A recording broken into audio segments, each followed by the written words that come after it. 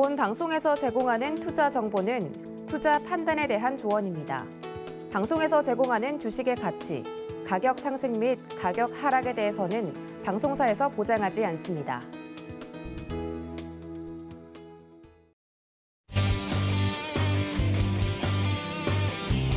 시청자 여러분 안녕하세요. 주유소 2부 블랙라벨 아카데미 진행의 이혜은입니다. 자, 간밤 파월 의장의 한마디에 시장은 큰 고비는 넘겼다는 분위기인데요. 거기에 더해서 국내 대선 이슈 그리고 재건축 이슈 등으로 건설 업종도 강세를 보였습니다. 자, 하루하루 크고 작은 변수가 늘 존재하는 우리 시장의 흐름 속에서 어떤 종목이 힘있게 갈 수 있을지 궁금한 분들도 많으실 겁니다. 자, 시장의 황금 맥을 짚어주시는 이분과 함께라면 우리 포트폴리오의 힘도 더 강해질 수 있을 것 같다는 기대감이 생기는데요. 황금이라는 포인트로 이미 짐작한 분들 계실 겁니다. 자, 어떤 분인지 지금 바로 만나보시죠.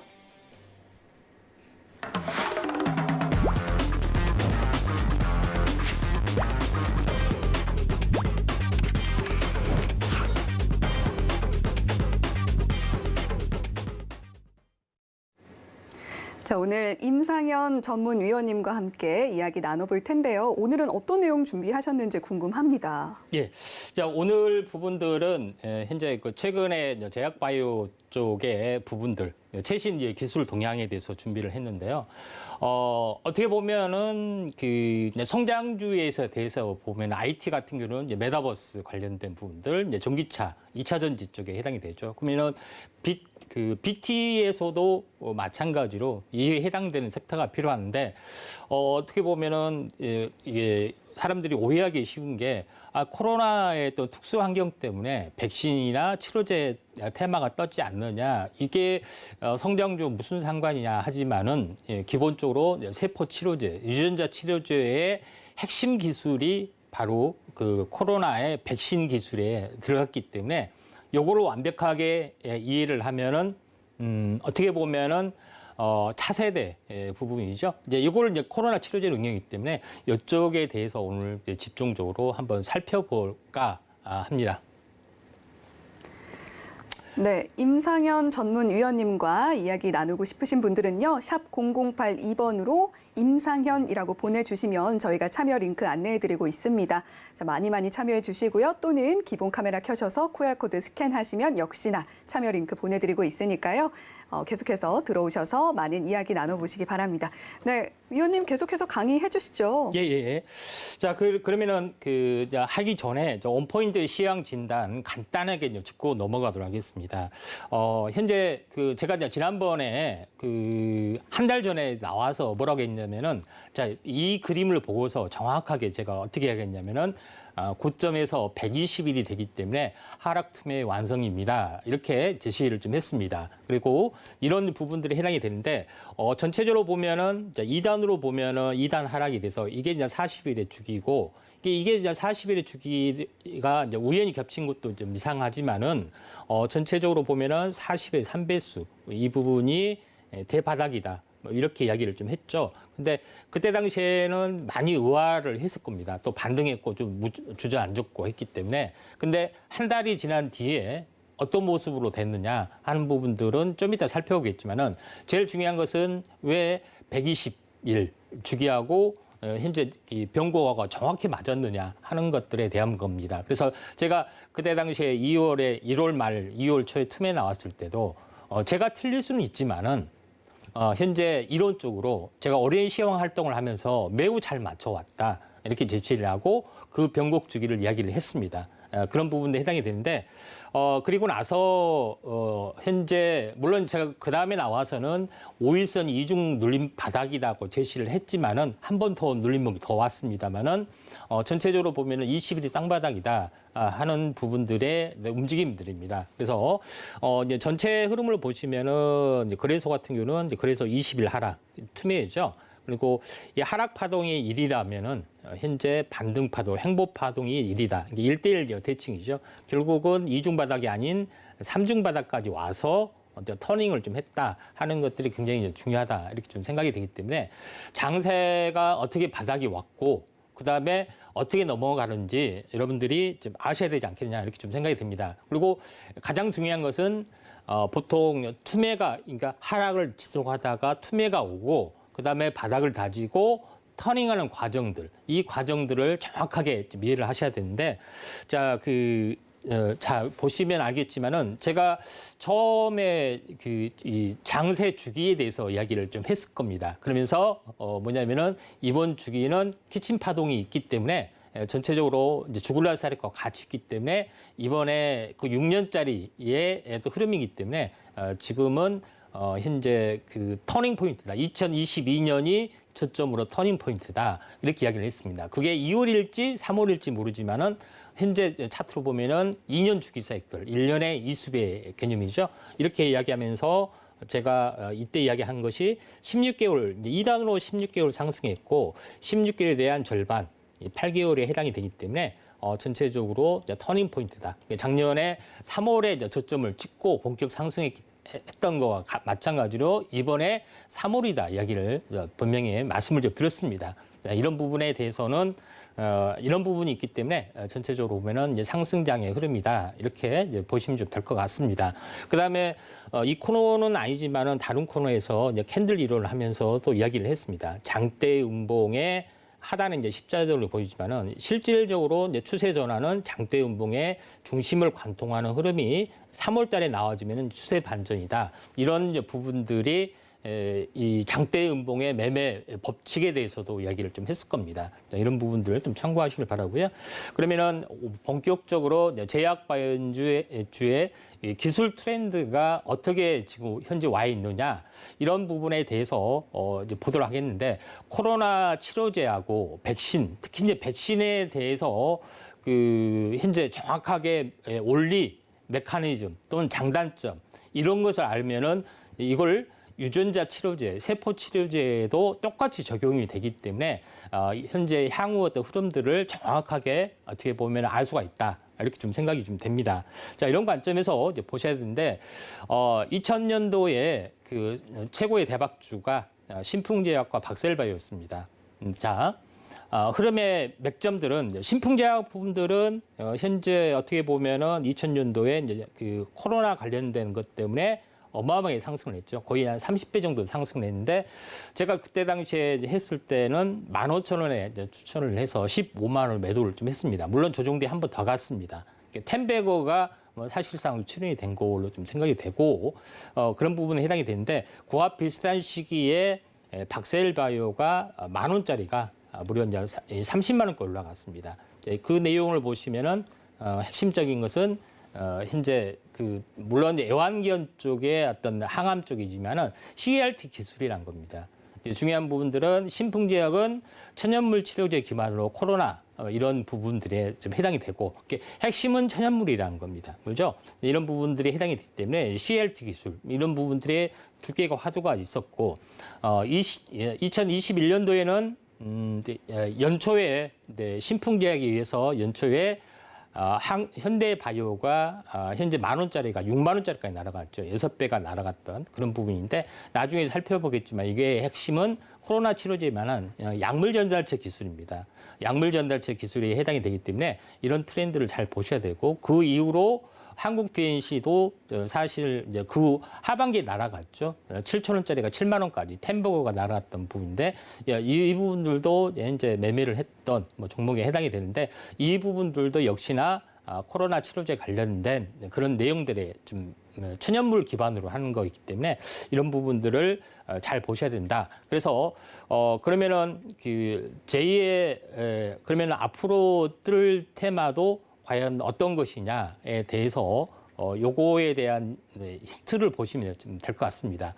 그런 부분에 해당이 되기 때문에 오늘 좀 잘 강의를 잘 들어보셔야 되지 않겠냐 이렇게 좀 생각이 됩니다. 그래서 바이오 의약품에 관련된 시대 이런 부분들은 현재 합성 화학의약품이죠. 이런 부분들의 흐름이 바이오 의약품으로 계속 바뀌어지고 전환이 되는 모습이다. 초기 1세대는 인슐린이라든가 뭐 이런 부분들이 이제 대부분 차지하고 있는데 보통 이제 당뇨병에 걸리면은 뭐 인슐린을 계속 맞아야 된다. 뭐 이런 걸 잘 알고 있잖아요. 그렇죠? 인슐린을 제대로 몸에서 만들어지 못하기 때문에 대신 합성해서 이걸 공급을 해주면 된다. 그래서 전기 투여가 되는 거죠. 이게 이제 1세대 의약품인데 우리가 2세대 의약품은 인간의 몸에서 단백질, 그러니까 필요한 단백질이나 항체 이런 것들 제대로 만들지 못하기 때문에 실험실에서 배양해서 투여를 하는 항암제 방식이죠. 우리가 쉽게 이야기를 했을 때 셀트리온이 현재 만든 모든 물질이나 이런 것들이죠. 바이오시밀러에 해당이 되는 이런 것들이 이제 바이오 의약품이다. 이게 쉽게로 보시면 됩니다. 그래서 3세대 의약품은 뭐냐? 이쪽에 보시면 알겠지만은 현재 뭐 두 가지 나왔죠. 항체, 항물, 결합체, 그다음에 RNA 기반 치료제 이런 부분들이 나왔습니다. 중요한 것은 RNA 기반 치료제가 왜 어떻게 보면은 3세대냐 이렇게 되는데 쉽게 이야기했을 때 세포 치료제하고 유전자 치료제 이 부분들이 핵심이고 그 중에서 뭐냐면은 유전자 치료제의 핵심 중에 하나가 RNA 치료제인데 RNA 치료제가 우리가 알고 있는 mRNA 백신이 최고의 기술력을 가진 업체다. 이렇게 보시면 돼요. 그러니까 바이오 의약품의 3세대 의약품의 최고봉이죠. 그래서 지금 최근에는 또 그 트렌드가 나오는 건 뭡니까? 항암 백신을 또 만들어야 된다. 이런 것이 좀 되죠. 이게 백신이라는 부분들이 우리가 알고 있는 부분들. 그러니까 이걸 이제 좋게 이야기하면은 예방 백신이 되는 건데 나쁘게 이야기하면 뭡니까? 병에 걸리지 않은 사람도 다 약을 판매를 하는 이게 기가 막힌 상술이라는 겁니다. 이게 무슨 의미인지 아시죠? 그러니까 보통 치료약이란 것은 병에 걸리면은 치료제를 투여하는데 병이 안 걸리는데 다 사게 만들어. 이게 굉장히 히트한 거죠. 그래서 돈방석에 앉은 기업이 뭡니까? 모더나, 화이자. 매년 수십조를 그냥 벌고 있죠.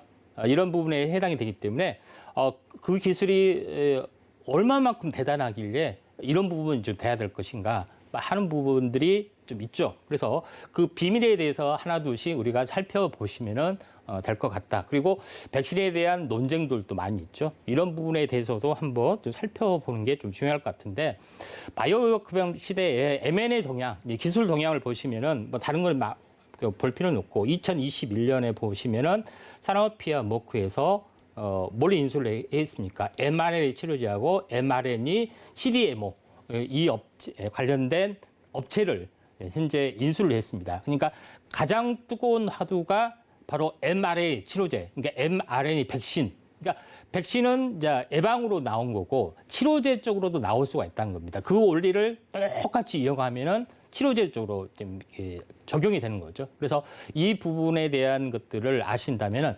4세대 기술을 가지고 있는 업체 부분에 대해서도 충분히 알 수 있다. 이렇게 좀 제시합니다. 그리고 백신 동향을 보시면 알겠지만은 화이자, 모더나, 얀젠, 아스트라제네카 우리는 잘 알고 있습니다. 근데 대부분 이 시장의 어떤 시장을 누가 장식했습니까? 화이자가 60%, 모더나가 30%, 거의 90%죠.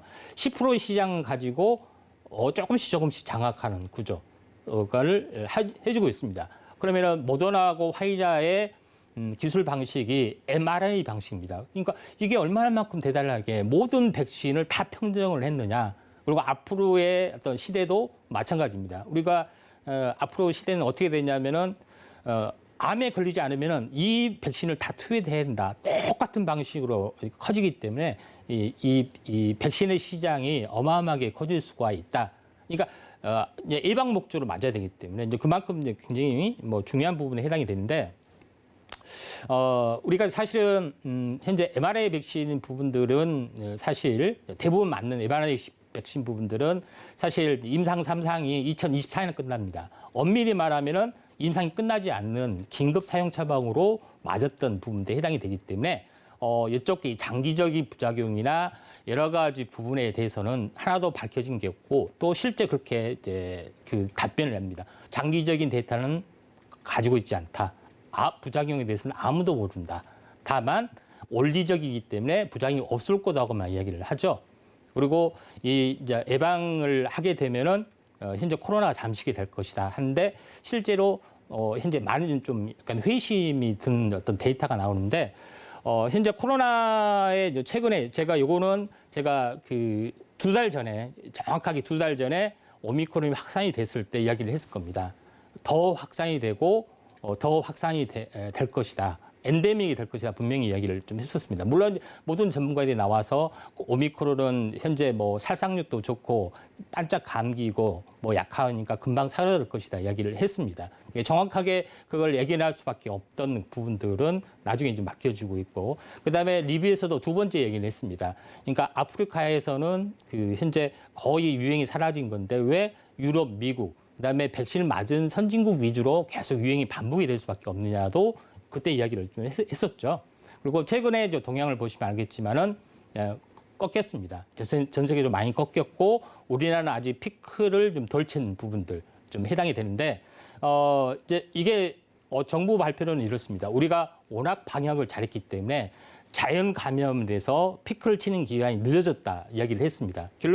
결론적으로 뭐 어떻게 됐든 간에 전체적으로 보면은 엔데믹 상황이 될 수밖에 없는 상황인데 지금 이 표에 보시면 알겠지만 전 세계 코로나 동향은 줄었습니다만 전체 사망자는 계속해서 유지가 되고 있죠. 그래서 유행이 반복이 되면 변이가 계속 생겨나는 어떤 구조가 좀 당분간 지속이 될 수밖에 없는 그런 상황에 좀 해당이 됩니다. 그래서 경제를 살려야 하기 때문에 방역 패스도 철폐를 하고 그다음에 대부분 정상 생활로 회귀하는 그런 부분이죠. 왜 백신을 맞아도 안 되는 부분들이 해당이 되기 때문에 이런 부분들이 해당이 되기 때문에 앞으로 후속적으로 전개되는 이제 치료제 동향, 그다음에 백신의 동향 이런 앞으로의 향후 또 기술 동향 이런 부분에 대해서 이제 말씀을 좀 드리도록 하겠습니다. 그러면은 먼저 코로나 바이러스, 사스, 메르스, 코비드-19라고 하죠. 이런 부분에 대해서 우리가 기본적으로 알아야 되는데 뭐냐면은 이쪽 표를 보시면 알겠지만은 현재 사스는 우리가 사스 코브라고 부르고 그다음에 메르스 코브라고 부르고 현재 코비드-19는 사스코브2라고 부릅니다. 그러니까 그러니까 사스 코로나가 계속해서 발전이 돼서 최종적으로 가장 치명적인 해를 가하는 것까지 진화 발전된 것이 2002년에 사스가 되고 나서 정확하게 어떻게 보면은 18년 만에 현재 어떻게 보면 더 진화된 형태로 나가고 있다 이렇게 좀 생각이 되고 앞으로 이것들이 이제 계속 변종이 나타날 수가 있다 좀 생각이 되고 그다음에 또 하나의 핵심들은 전혀 다른 플루이죠 플루 현재 신종 플루 이런 부분들이 있죠. 그래서 가장 우려한 상황은 신종 플루하고 독감을 하고 있는 신종 플루하고 사스하고 결합이 되는 것이 이제 최악의 상황이기 때문에 많이 우려를 좀 하고 있는 것이 이제 현실이죠. 그러면은 백신의 이제 종류에 대해서 알아보도록 하겠습니다. 이제 백신에 물론 많은 뭐 전문가들이 나와서 오랫동안 했기 때문에 다 이미 좀 알고 있을 수도 있는데 제가 이야기하는 것은 쉽게 이야기하고 원리적인 것을 이야기하면은 그게 CRT 기술이나 유전자 치료제나 다시 앞으로 향후에 오게 될 항암 백신이나 똑같이 적용이 되기 때문에 장단점에 대해서 정확하게 시청자들이 이해하기 쉬울 수도 있다 이렇게 좀 생각이 듭니다. 그런 부분에서 이제 보실 필요가 있다 좀 생각이 되는데 차후에 자세히 이야기하고 일단은 뭐냐면 코로나 바이러스가 있습니다. 그러니까 백신이라는 것은 선행학습을 시키잖아요, 그렇죠? 그런 의미인데 방법은 여러 가지 있습니다. 그러니까 이 코로나의 이 RNA를 이렇게 다른 바이러스, 약한 바이러스에 집어넣어서 아데노 바이러스죠. 약한 바이러스 집어넣어서 현재 침투를 해서 현재 어떻게 보면 T세포가 그 항체를 만드는 학습을 먼저 하게끔 하는 뭐 그런 방식, 그러니까 바이러스 벡터라고 하는 부분에 해당이 되고 두 번째는 기본적인 내용입니다. 그러니까 아예 불활화 백신, 그러니까 활성화되지 못하게, 그러니까 이렇게 계속 그 바이러스가 계속 분열 발전을 하면 안 되잖아요, 그렇죠? 약도가 백신이나 사백신을 집어넣어서 선행학습을 하게 하는 것. 이게 이제 전통적인 방식이고 세 번째 부분들은 바이러스 유사와 입자 백신 빼고요. 세 번째는 우리가 필요한 것은 이 코로나 앞에 돌기, 스파이크 단백질이라죠. 스파이크 단백질을 우리 이제 T세포가 인식을 하기 때문에 그러면 스파이크 단백질만 우리가 공급하면 되지 않느냐. 뭐 이것이 이제 제조합 단백질에 해당이 됩니다. 이런 부분에 해당이 되고 또 마지막으로 뭐냐면은 요거 RNA죠. 이 RNA를 현재 RNA를 세포 내에 투여하게끔 하고 그렇죠. 여기 정상 세포가 또 정상 면역체가 항체를 만들게 되고 그러면 그 항원을 만들게 되고 스파이크를 하게 되고 그걸 항체가 잡아먹으면은 이제 그 면역이 생긴다. 뭐 그 원리가 RNA입니다. 그렇죠? 그다음에 DNA 백신은 RNA가 불안하기 때문에 요거를 재조합해서 DNA처럼 변형되기 쉽지 않게 직접 이제 만들어서 공급하는 건 그런 방식이다. 이렇게 간단하게 서론을 이해하시면 좀 될 것 같습니다. 근데 이제 본론으로 들어가서 보면은 약간 복잡한 내용들이 해당이 되는데 단백질 제조합 방식은 이제 비슷하게 간단합니다. 그러니까 스파이크 단백질이죠. 그러니까 이거를 스파이크 단백질을 그러니까 요거 스파이크를 만들 수 있는 현재 그 이제 RNA 요거 RNA죠. 요거를 만들 수 있는 RNA를 요거를 제조합해서 현재 나방세포를 가지고 제조합을 합니다. 그렇죠? 그러고 나서 요거를 만듭니다. 그러니까 스파이크 단백질을 만들어서 이걸 공급해 주면은 우리가 T세포나 면역세포가 이걸 열심히 잡아먹기 때문에 이제 예비군 훈련을 하기 때문에 항체가 많이 형성이 되는 겁니다. 그렇죠? 대신 그 이제 면역이 없기 때문에 그게 노바백스의 제조합 백신인데 어떤 사람들은 이게 DNA 백신이나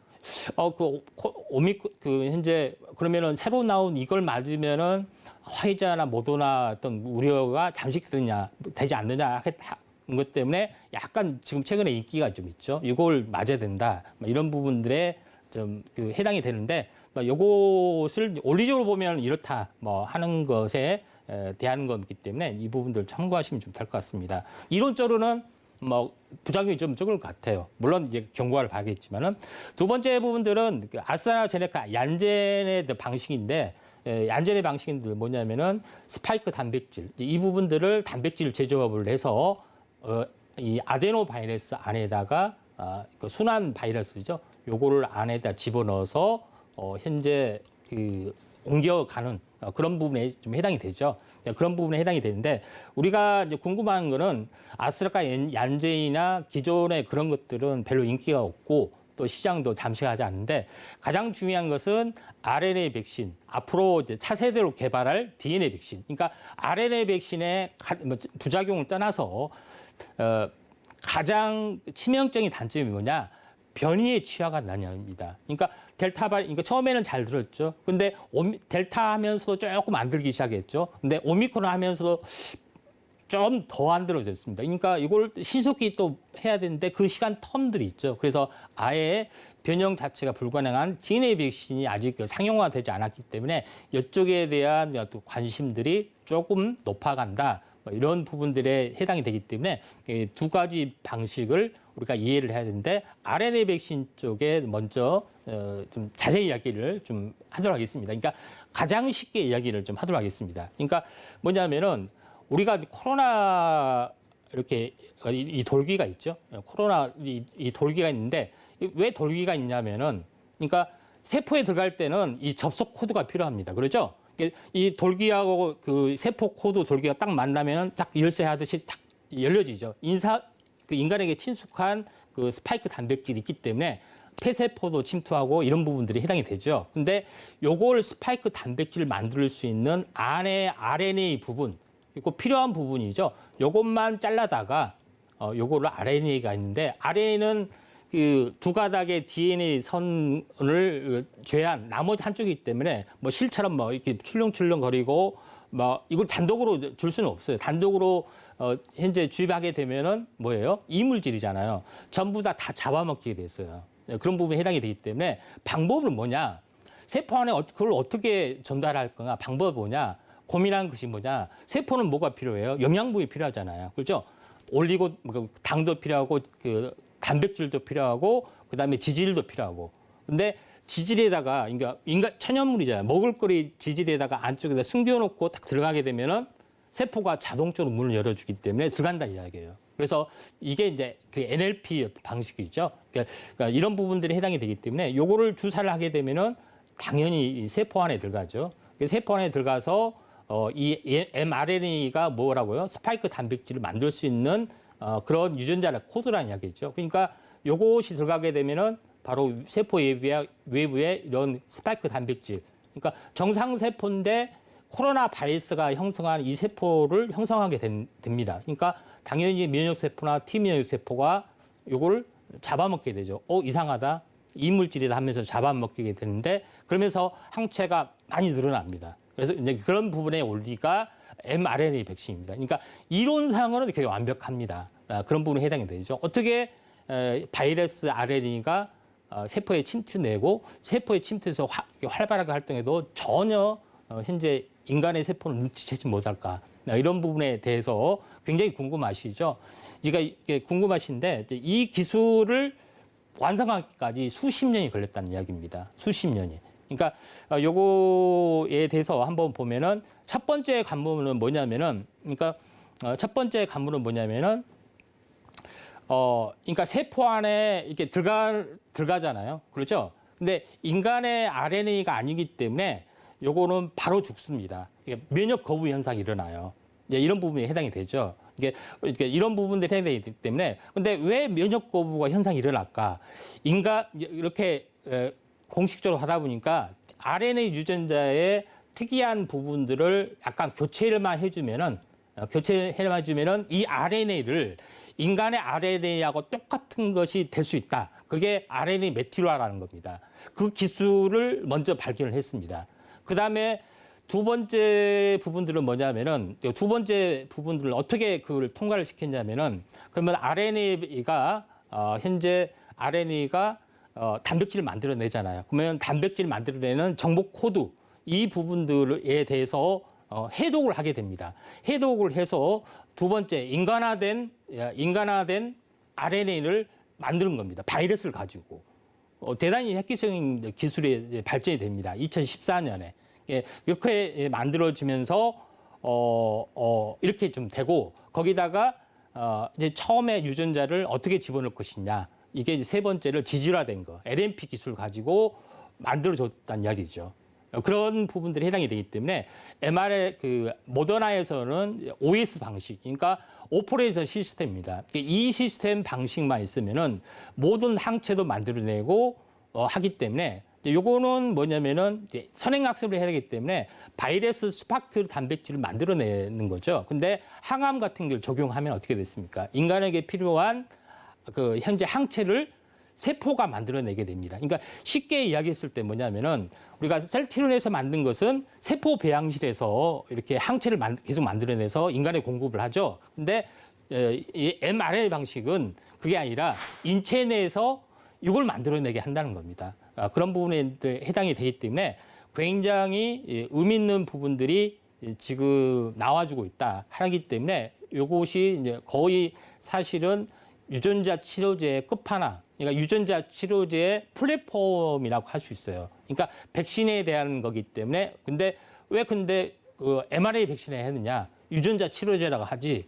그러니까 유전자 치료제예요. 유전자 치료제 한 종류가 있다. 이렇게 좀 생각이 됩니다. 그러면 두 번째 부분들에 대해서 한번 보도록 하겠습니다. 그게 이론은 완벽한데 왜 현실은 조금 이제 달라지냐. 그러니까 제가 약간은 이제 비판적인 것은 아닙니다. 이게 백신 반대 부분들 아니고 현실로 논쟁이 되고 있는 거에 대해서 한번 살펴보면은 처음에는 뭐냐면은 백신 접종률 85%가 되면은 마스크 없이 집단 면역 형성이 돼서 정상적으로 돌아간다 이야기를 했습니다. 근데 실질적으로 보면은 90%가 넘는 건데 확산은 더 되고 결론은 실패를 했어요. 집단 면역이 실패를 했다는 이야기예요. 근데 왜 집단 면역에 실패를 했나? 그러니까 실패를 했다는 것도 논쟁이 많습니다. 그렇죠? 실패하지 않았다. 백신을 안 맞은 사람은 더 많이 걸렸다. 이렇게 이야기를 하는데 그런 이제 차후에 좀 밝혀질 부분도 해당이 되고. 근데 어제 깜짝 놀랄 뉴스가 나왔는데 저도 깜짝 놀랐어요. 뭐냐면은 60대 미만의 오미크론은 중증화율, 치명률 미접종자하고 3차 접종자가 동일하다 이야기했습니다. 무슨 얘기냐면은 60대 미만에서는 60대 이상에서는 좀 예방식 백신이 필요한데 60대 미만에서는 통계가 똑같다 이거예요. 치명률이 뭐고 똑같이 나타난다. 자, 이게 이제 보건복지부 통계를 가지고 이야기를 하니까 깜짝 놀랄 수가 있는데 그런 부분들도 있고 또 최근에 보면은 부스터샷이 이제 현재 6개월마다 부스터샷이 불가능하다.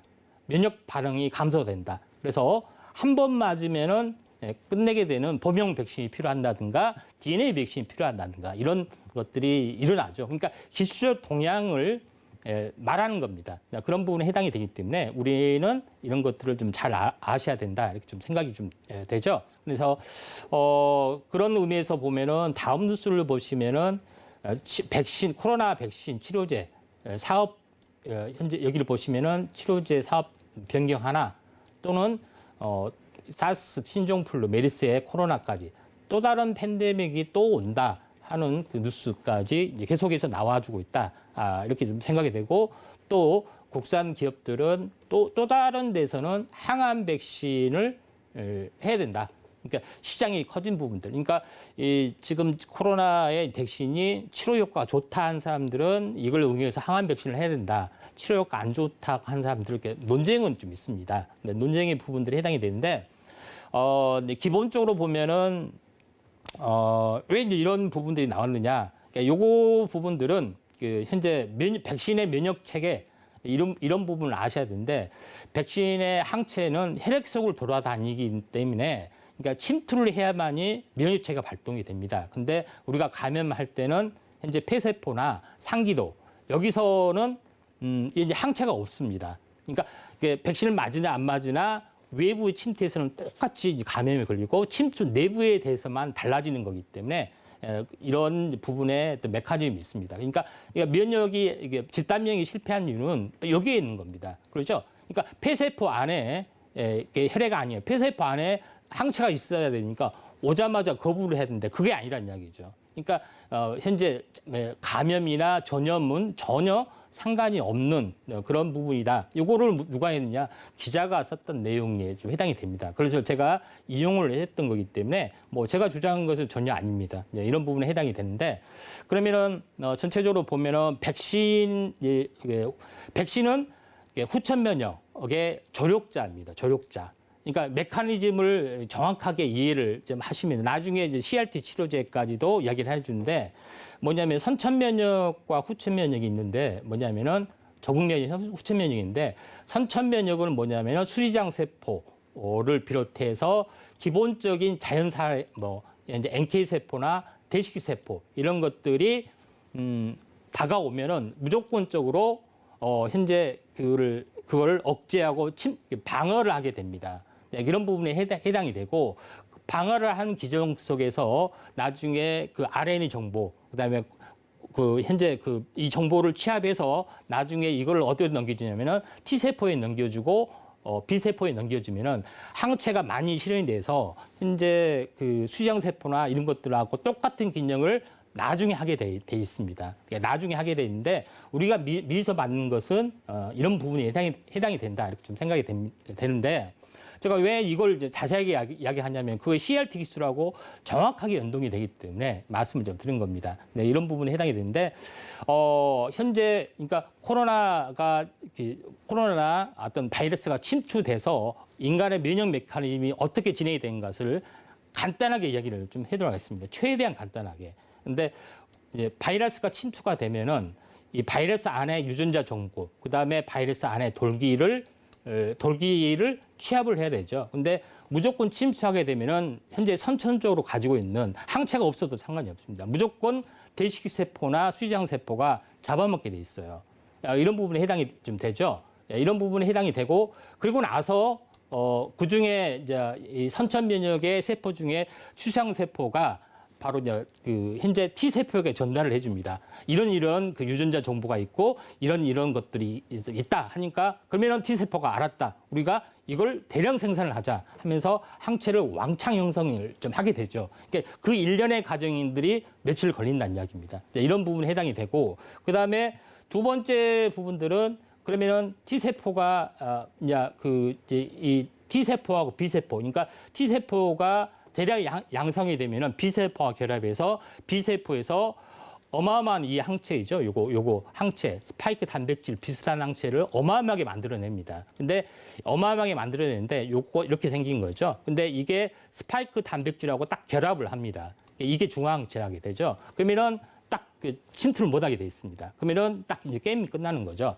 근데 항체라는 것은 세균이 있을 때만 이렇게 항체가 왕성하게 하고 세균이 없으면은 자동적으로 다 많이 없어지고 기억세포만 남게 됩니다. 이런 부분에 해당이 좀 되죠. 근데 이런 부분들이 가장 핵심적인 그 내용이다 이렇게 좀 생각이 되는데 그러면은 현재 그러면 딱 그 바이러스가 침투하게 되면 어떻게 되느냐? 우리가 알고 있는 백신을 맞으면은 바로 그 T세포가 현재 우리가 항체 생겼기 때문에 바로 공격하느냐? 절대 그게 아니고 먼저 알고 있는 대식세포나 NK세포, 선행적인 항체 보유 없이 선발대가 먼저 왕성하게 그걸 발현을 하면서 그 바이러스를 완벽하게 억제를 합니다. 근데 그걸 뚫고 나오면은 뚫고 나오고 나중에 그 선발대가 그 지나간 뒤에 현재 그 항체 후에 이 T세포나 B세포 이걸 정보를 얻어서 그때서 나중에 요거를 확장을 하게 되죠. 그런 부분에 해당이 되기 때문에 처음 이야기했던 면역력이 강한 사람은 60대 이상에서는 전혀 맞으나 안 맞으나 비슷하다고 나와줬던 이유가 바로 여기에 있다. 이렇게 좀 생각이 좀 된 거죠. 이런 부분에 해당이 되는데 단점이 하나가 뭐가 있냐면은 앞으로 이게 생길지 안 생길지는 모릅니다. 다만 논문에 나와주는 이야기인데 그러니까 코로나 바이러스가 걸리게 되면은 현재 접종 주사를 맞지 않는 사람들은 왕성하게 T세포가 이렇게 되는데 이미 맞았던 사람들은 미리서 형성이 되기 때문에 들어와서도 많이 형성이 되지 않는다. 그리고 미리서 그 항체를 형성을 했기 때문에 들어오면은 즉각적으로 면역이 없는 사람은 즉각적으로 반응을 하죠. 근데 중요한 것은 항체 우존이다. 그러니까 이게 항체가 들어오게 되면은 비슷하게 생겼기 때문에 약간 변형이 되면 무슨 일이 벌어지냐면은 요거를 감지를 못해요. 감지를 못하고 오히려 방치를 하는 부분들, 항체 우존에서 더 이상 항체를 만들지 않는 그런 것 때문에 오히려 더 안 좋은 결과도 나올 수 있다는 부분 주장도 있습니다. 물론 이렇게 된다는 것은 아니고 통계는 없습니다. 이런 부분들 좀 참고하시면 좀 될 것 같습니다. 그래서 이제 그런 부분들의 이제 논쟁이 있죠. 그래서 논쟁이 뭐냐면은 왜 백신을 맞으면은 면역력이 저하될까? 두 번째는 어떤 분들은 더 이상 맞지 않아도 우리가 항체는 생겨났기 때문에 더 이상 안 맞아도 된다. 이런 논쟁들이 있습니다. 제가 이야기했죠. 항체는 생겨났지만은 병원 인군이 없는데 어떻게 돌아다녀요. 그러니까 항체를 줄어들게 하고 나중에 기억세포에다가 나중에 하기 때문에 4차 접종은 필요 없다는 논문도 사실 나오고 있다. 이런 메커니즘을 정확히 알면은 되지 않느냐. 이렇게 생각이 됩니다. 그러니까 기본적으로 걸려야지 만들어질 그 현재 항체 현재 만들어야 될 T세포 부분들이 미리서 만들어졌기 때문에 면역력이 적어진다는 이야기죠. 이제 그 부분들이 이제 안 좋게 이야기한 사람들의 이유에 대한 겁니다. 이 부분들이 해당이 되고 또 가장 중요한 부분들은 현재 이 mRNA 백신 부분들이 물론 이제 장기적으로는 이제 추적 관찰을 좀 해봐야 되고 어떻게 이제 변화를 할지 모르는데 이런 부분들이 제일 중요한 것은 항암 백신. 그러니까 면역력이 저하된 사람한테는 효과를 발휘하죠. 그러면은 항암제나 이런 부분들은 뭐예요? 그러니까 항체를 만들 수 없는 사람들이죠. 그런 부분이기 때문에 이걸 항암제로 운용하면은 죽효약이 된다는 이야기입니다. 그런 관점인데 그러면은 이게 모더나가 최초이고 그러느냐? 그게 아니고. 처음에 원조가 있었습니다. 그러니까 이거 우리가 뭐라냐면은 쉽게 이야기했을 때 코로나 바이러스를 어떻게든 바이러스를 가지고 침투를 시켜서 항체를 만들어내잖아요. 그러니까 바이러스를 이용한 항암 바이러스라는 겁니다. 원조의 개념은. 네, 그렇죠. 근데 바이러스를 여러 기능이 좋게 유전자 편집을 한 거죠. 근데 그게 최초의 원조는 이게 아니라 따로 있었습니다. 우리가 몇 년 전, 오래전에 신라젠이라는 그 열풍이 있었죠. 신라젠이라는 그 열풍을 보면 핵심은 뭐냐면은 천연두 바이러스죠. 현재 천연두 바이러스, 그러니까 천연두에 걸린 사람들, 홍역에 걸린 사람들을 조사를 해봤더니 암세포가 다 죽어버린 겁니다. 이게 신기하죠. 어떻게 천연두가 암을 주겠을까? 그러니까 이런 부분에 힌트를 얻어서 현재 그 천연두 바이러스를 연구를 하다 보니까 현재 암을 죽이는 바이러스에서 항암 바이러스 이런 개념으로 적용이 됐던 거죠. 근데 실제 그렇다고 해서 보면은 그래, 그러니까 암 환자가 딱 왔어. 그러면은 천연두 놔줄게. 이렇게 하면 어떻게 됐습니까? 난리가 나는 거죠. 이게 이제 그렇게 아니라 기술적으로 이걸 유전자 조작을 합니다. 이게 활성화되지 않게, 이 천연두를 활성화되지 않게 하고 면역체가 활발하게 진행이 되게끔 하고 이런 것들을 유전자 편집을 해서 만들어냈던 것이 이제 신라젠 백사팩인데 임상에 이제 실패를 했죠. 근데 임상이 실패한 원인은 뭐 여러 가지가 있습니다만은 가장 중요한 것은 현재 임상 데이터의 관리 부실에 해당이 됩니다. 근데 이런 방식하고 비슷하게 진행이 좀 되고 있는 것이 이제 해외 이제 바이러스 연구의 또 항암 바이러스 연구의 동향이다. 이렇게 보시면 좀 됩니다. 이렇게 쉽게 원리를 이야기해 보시면 알겠지만은 현재 천연두 바이러스죠. 여기다가 활성화되면 안 되잖아요. 몸에 엄청나게 퍼지면 안 되기 때문에 불활성화하게 하게끔 하고 인간의 원하는 물질의 원리를 유전자 편집해서 이걸 딱 집어넣어서 이렇게 투여를 하게 되면은 암 환자에 찾아가서 암을 공격하게 되는 그런 기능에 대한 부분이 해당되기 때문에 어떻게 보면은 그 유전자 편집 기술과 유전자 치료제하고도 같습니다. 원리를 보면. 그런 부분에 해당이 되기 때문에 유전자 치료제하고 같이 이제 결합이 되는 RNA 치료제나 유전자 치료제나 마찬가지 개념이죠. 그러니까 이런 개념으로 이제 보시면 됩니다. 그러니까 바이러스의 RNA, 인간의 몸 안의 RNA는 똑같은 거예요. 그렇죠? 근데 이걸 그러니까 인간에게 잘 할 수 있게끔 약간 변형을 시키는 겁니다. 유전자 편집을 통해서 면역 거부 없이. 그러니까 이게 수십 년 동안 축적된 기술이다. 이렇게 보시면 좀 되는데. 시간 관계상 시간이 이제 종목을 많이 소개를 해야 되는데 소개를 못 했는데 간단하게 좀 쉽게 넘어가도록 하겠습니다. 신풍제약의 핵심적인 키워드는 현재 알다시피 피라맥스죠. 피라맥스인데 피로나라닌하고 알테수네이트를 섞었습니다. 근데 현재 알테수네이트 성분이 개똥수계 원리예요. 개똥수계 원리인데 현재 천연 한방 중에서 이 물질을 이제 골라서 만들었고 그게 선풍적인 효과를 발휘를 해서 어마어마하게 시세를 냈다는 겁니다. 이런 부분에 좀 해당이 되는데 이미 검증이 되는 부작용이나 이런 것들이 검증이 되는 원리에 좀 해당이 됐던 약물이죠. 약물인데 임상 이상에서 실패를 했습니다. 근데 실패라기보다는 우리 약간 전문 용어지만은 요거는 아무튼 나중에 넘어가고요. 아무튼 임상 3상을 다시 한번 좀 해주고 있는 또 상황이 좀 해당이 되기 때문에 보통 우리가 현재 유전자 바이러스가 사멸되는지 않는지를 우리가 CT값을 가지고 체크를 하잖아요. 진단시약도 마찬가지. 근데 유전자 값을 CT값을 증폭을 시키면은 오류가 많이 났던 건데 그 오류에서 임상 데이터의 신뢰성 부족이 원인이다 하기 때문에 다시 규모를 확대해서 하는 겁니다. 그런 부분 좀 참고하시면 좀 될 것 같고요. 그 다음에 전체적으로 이제 보시면은 두 번째 부분들은 뭐냐면은 한국 PNC에서 대만 골든 바이오텍과 연구를 하고 있는데 그러면은 한국 PNC하고 대만 골든 바이오텍에서 하는 그 원리는 뭐냐? 안티키노놀이죠. 요거 부분들은 핵심은 뭐냐면은 전체적으로 보면은 알다시피 대만 우리나라로 말하면 영지버섯에 해당이 됩니다. 대만의 특용 작물이죠. 항암에 대한 부분인데 요걸 특화시켜서 했다는 겁니다. 제가 이야기하고 싶은 것은 뭐냐면은 공통적으로 뭐냐면 신풍제약부터 한국 BNC까지 공통적으로 그 핵심은 천연물 신약에서 해당이 됐던 그런 그 내용이다. 이렇게 보시면 좀 될 것 같습니다. 시간 관계상 뭐 패스를 좀 하고요. 마지막으로 그 했던 부분들이 현대바이오입니다. 그러니까 현대바이오에 대해서 간단히 소개를 하고 거의 마무리를 좀 지어야 할 것 같은데요.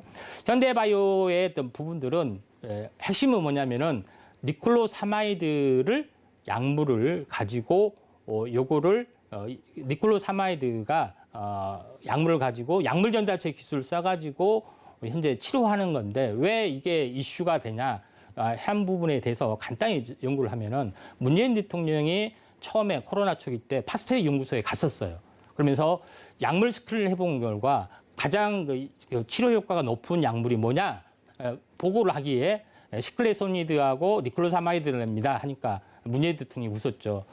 니클로사마이드는 구충제 아닙니까? 구충제가 어떻게 코로나가 되죠? 하면서 농담식으로 건넸습니다. 시클레소니드는 천식약이니까 약간 비슷하니까 매치가 된다 이렇게 얘기하니까 파스텔 연구소장이 이런 말을 하죠.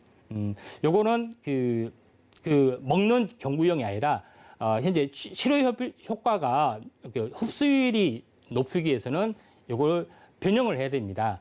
주사제로 변형을 했기 때문에 그 기간이 있기 때문에 좀 시간이 많이 걸립니다. 이 이야기를 하는데 뭐냐면 그게 이제 대웅제약에서 하는 방식이고 현재 그러지 않고 흡수율을 높이는 방법이 약물 전달체 기술을 써서 했더니 주사제로 변형하지 않고 할 수 있는 것이 현대바이오에서 추진한 겁니다. 이런 부분에 해당이 되는데 왜 니클로사마이드가 굉장히 선풍적인 열풍이 부냐면 세계적인 과학자 네이처에서도 최고의 물질이 니클로사마이드다 하면서도 현재 최고의 어떤 코로나 항바이러스의 어떤 그 효능을 가지고 있다는 것이 검증이 됐던 거죠. 그런데 제일 중요한 부분들은 제가 얘기했다시피 약물 전달체 기술입니다. 그러니까 약물 전달체 기술을 어떻게 썼느냐? 벤토나이트. 그러니까 벤토나이트는 진흙에서 나오는 추출물에 해당이 됩니다. 그런 부분인데 지금은 바이오 의약품이나 모든 것이 쓰는데 벤토나이트라는 성분 자체가 현재 디톡스 기능, 그다음에 항균 작용, 인체 독소를 해소하는 기능도 함께 있습니다. 그러니까 아프리카 동물이나 코끼리가 뭐 죽을 병에 걸렸을 때는 이렇게 진흙을 먹게 돼요. 그러니까 치료 효과도 있습니다. 그런 부분에 해당이 되는데 현대바이오가 이제 화장품을 만들었어요. 약모제 말이나 비타민 C 화장품도 만들고 그걸 뭐냐면은 비타민 C를 가장 오랫동안 안정적으로 공급하고 피부 깊숙이 공급을 하기 위해서는 벤토나이트 성분을 합성해서 하면은 오랫동안 방출한 기술을 노하우를 가지고 있고 한 십수년 동안 이걸 연구 데이터를 다 가지고 있습니다. 그래서 완벽한 화장품에 다 적용을 했던 건데 이것이 워낙 기술이 뛰어나니까 현재 여기에다 적용을 시켰던 거죠. 예, 이런 부분 그러니까 니클로사마이드라는 것들을 적용시키면은 이거 되지 않느냐. 요거 이제 임상에 대한 부분들이 해당이 되는데 예, 첨가물을 벤토나이트를 섞었기 때문에 식약청에서는 이거 계량신약 아니냐, 첨가물이지 않느냐 이렇게 옥신각신하다가 최근에는 그렇지 않고 현재 의료제품 특별법에서 충분한 임상이 니클로사마이드는 나왔기 때문에 전체적으로 보면은 먼저 긴급 승인을 내려주고 나중에 임상 데이터를 나중에 보고한다는 그런 그 내용으로 지금은 좀 하고 있죠. 그래서 가장 이슈가 될 수밖에 없는 그런 내용들에 해당이 됩니다. 그래서 지금 그 이야기를 좀 하다 보니까 전체적으로 차트 분석이나 이런 부분들까지 그 제시를 하지 못했던 부분들이 해당이 됩니다. 근데 이제 마지막으로 GC셀, 그러니까 유전자 편집 기술, 이게 그 GC셀이라는 것은 녹십자 랩하고 랩셀하고 녹십자셀이 이제 통합해서 하는 부분인데 CRT 기술에 해당이 됩니다. 제가 처음에 그 T세포 이야기를 했죠. 유전자 편집을 해서 항체를 만드는 이 CRT 기술의 최고봉이 GC셀이 해당이 되는데 그 현재 그 지난번에 박셀바이오가 어마어마하게 급등을 했던 그 이유도 CRT 기술의 상용화입니다. CRT 기술의 상용화가 됐던 제품이 킴리아인데 현재 우리나라 보건복지부에서 현재 등록을 하게 되는데 그 한 봉 맞으면은 얼마 맞냐? 5억입니다. 해외에서는 10억짜리. 그다음에 5억짜리가 제품이 많이 나오고 있다는 겁니다. 그래서 GC셀에 대한 부분들은 차후에 나중에 이야기하겠지만은 CRP 기술이 상용화되면 녹십자 랩셀이 다양한 파이프라인을 가지고 있기 때문에 나중에 장이 뜨면은 최고의 기술력을 CLT 기술을 가질 거다. 그래서 GC셀, 그다음에 현대바이오 이 두 개의 부분들을 소개하는 걸로 끝나고 못다한 것은 다음 이 시간에 또 다른 기술과 함께 말씀을 좀 드리도록 하겠습니다. 자, 이상입니다. 네, 현재 코로나19 상황과 맞물려서 백신 바이오 관련 기업들에 대한 이야기 자세하게 들어봤습니다. 백신 바이오 업종의 미래가 참 밝아 보이는데요. 제약 바이오 관련 기업을 포트폴리오에 넣고 싶다 또는 가지고 있다 하시는 분들은요. 샵 0082번으로 임상현이라고 보내주셔서 노란톡에 참여해 주시면 될 것 같습니다. 자, 그리고 본 방송에서 제공해드린 정보는 투자 판단에 대한 조언일 뿐 해당 주식의 가치와 수익률을 보장하지 않습니다. 저희 서울경제TV 주유소는 자본시장 통합법을 준수합니다. 1:1 투자 상담이나 유사 수신 행위 등 모든 불법 사항을 엄중하게 금지하고 있다는 점까지 알려드리겠고요. 잠시 후에는 주유소 3부 이어지니까요. 계속해서 많은 시청 부탁드리겠습니다. 그러면 저는 내일 이 시간에 돌아오도록 하겠습니다. 시청해주신 여러분 고맙습니다.